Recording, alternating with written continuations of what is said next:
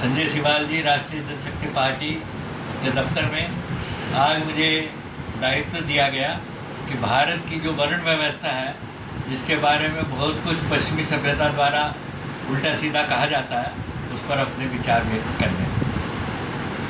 सबसे पहले शूद्र के बारे में ही मैं बताऊं। शूद्र वह है जो अपनी आजीविका के लिए बिना मेहनत करे, बिना कर्म किए किसी तीसरे पर निर्भर है।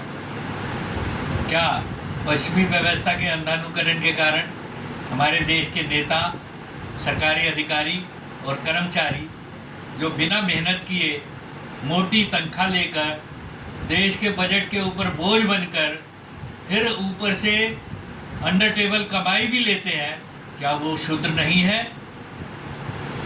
क्या वो मेहनत से कमाई कर रहे हैं?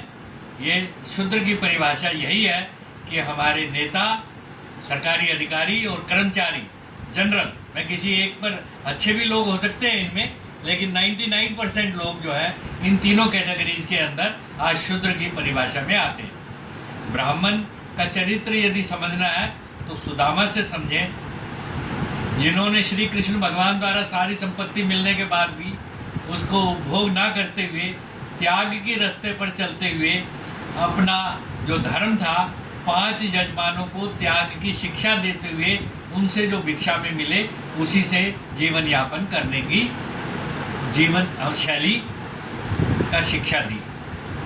यदि क्षत्रिय का धर्म सीखना है तो हमारे श्री गुरु तेग बहादुर जी और गुरु गोविंद सिंह जी से सीखो, जिन्होंने अपने त्याग के माध्यम से इस्लाम पर विजय प्राप्त की और कमज़ोर की रक्षा करने के लिए शस्त्र अस्त्र उठाए। इस तरह उन्होंने इस्लाम पर विजय प्राप्त करने के बाद भी सत्ता की अंधी दौड़ में भाग ना लेकर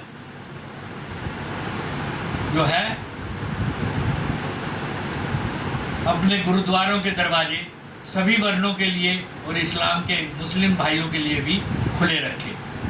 वैश्य वह है जो वस्तु विनिमय के द्वारा, व्यापार के द्वारा अपनी आजीविका का अर्जन करता है या अपनी मेहनत के द्वारा वस्तुओं का उत्पादन करके अपनी आजीविका का अर्जन करता है। इस तरह हमारे समाज के, चाहे वो स्वच्छ भारत के कर्मचारी हों या बढ़ई लुहार, जितने भी कर्मचारी हैं वो सब के सब वैश्य कैटेगरी में आ जाते हैं। शूद्र कैटेगरी में हमारे इन समाज के दलित वर्गों को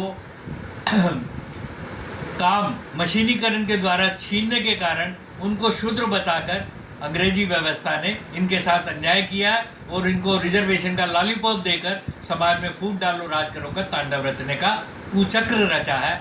आज हमें समझना चाहिए कि पश्चिमी सभ्यता का डिवाइड एंड रूल गेम अब नहीं सहेगा हिंदुस्तान। पश्चिमी सभ्यता का अंधानुकरण, अंग्रेजों का फूट डालो राज करो का तांडव अब नहीं सहेगा हिंदुस्तान। अब भारत एक हो चुका है और भारतवर्ष की जनता जो है पश्चिमी सभ्यता का विरोध करते हुए अपना जॉइंट फैमिली सिस्टम को भी लागू करेगी और पूरे विश्व के अंदर संघ परिवार, भाजपा परिवार और दिल्ली की जनता का परिवार एक होकर सभी अखंड भारत का निर्माण करेंगे। धन्यवाद। जय श्री राम।